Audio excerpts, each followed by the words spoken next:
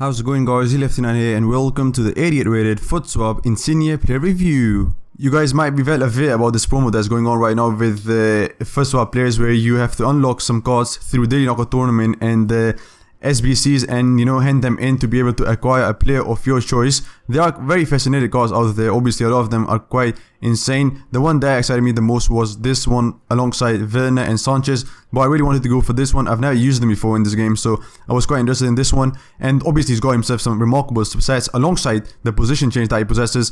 We all know that his base card is a left wing, so he's got himself a center forward, so that can obviously, you can play as a striker or as a center mid or as a cam, so you can use him in all of those four positions. But looking at his stats, quite exceptional. Like I said, 91 pace, 93 dribbling, 83 shooting, 85 passing, very good. The only downside that you see with the card is his weak foot and his physicality quite low, but then he's got himself great, work rate and skill moves with 4 stars. And looking further into the card, it is remarkable. Like I said, amazing stats. Acceleration is 95, quite insane. Sprint speed is a bit low, but nevertheless, he's got himself 95 pace, so it does help a lot. Obviously his shooting is very good when it comes to positioning and long shots. 88 long shots, 91 positioning. Finishing is alright, not the worst. Shot power is a bit low. Passing is also very good with 90 vision, 86 curve, 86 short passing.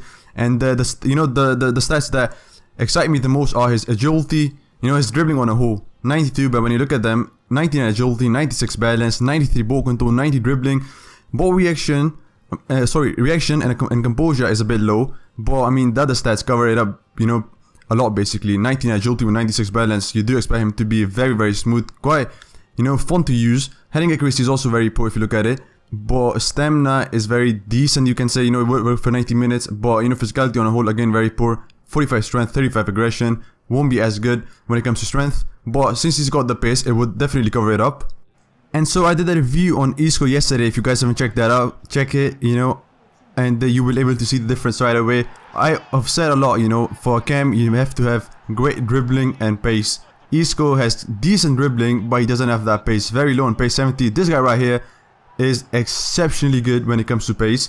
He's so easy to run with, and his agility just feels out of this world. He's one of the most agile cards that I've used in this game. 19 agility, obviously, with 96 balance is remarkably good. And like I said, even if he doesn't have the strength, his pace is just so good that you'll be able to see, he just runs away so smoothly, so easily from the players that it's just so hard to catch him, so the defenders cannot really use their strength on him since they're not able to catch him up. But starting off with his positives, if you take it step by step, like I said, amazing pace, amazing dribbling on a whole, and his positioning is also very good, as you guys can see, was always in his spots, can play as a striker as well. I do believe he's very good to use as a cam because, he's so easy to run with. I've had some chances where he ran from my half to another, the opponent's half, and just laid the ball to Hernandez, the striker, and he just tapped it in, so that was great. And his ball control is also, remarkably good in tight areas. He's very good to have the ball within his feet because it's very easy to, for him to turn around, and obviously there's also credit to his agility. And look at his negatives, not the worst one to be honest, because this card is exceptionally good, like it's very insane card to use. But still, looking at his negatives, strength is a bit of a problem, when he's close to defenders, when you're not using the pace button, obviously, so he does get pushed aside. Other than that, he's not able to get pushed aside, as you guys can see right there. His composure, it is felt at times, he does miss chances in the box and always, gets a bit, he's not as composed at times, so it's a bit inconsistent. Shot power is also not felt when you shoot outside the box. Inside the box is quite decent, and then aerial ability is not there, as we all know, but that is not really a big of a problem. And the cards I think are quite similar are Dybala and Alessandrini. I think Alessandrini is very similar, obviously, very similar pace, amazing dribbling on both of them, and so very great cards to use. But that was it for this video, guys. Hope you've enjoyed it. Don't forget to like, subscribe and share, and I'll see you guys in the next one.